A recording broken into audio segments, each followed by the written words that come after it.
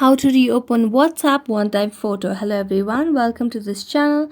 I'm Emily and I'm here to help you out today. So without any delay, let's get started. So first of all, go to your WhatsApp application on your device and tap on three lines over here. Then tap on settings. Now scroll down and tap on chats.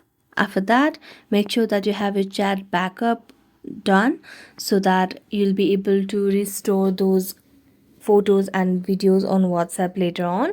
So just make sure that you back up over here. Now you can choose which account that you want to give that backup to.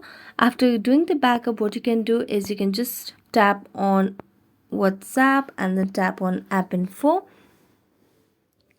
Then you can tap on uninstall and you can reinstall this application again, and you will be able to see the one-time photo on that profile again, and you'll be able to reopen WhatsApp one-time photo.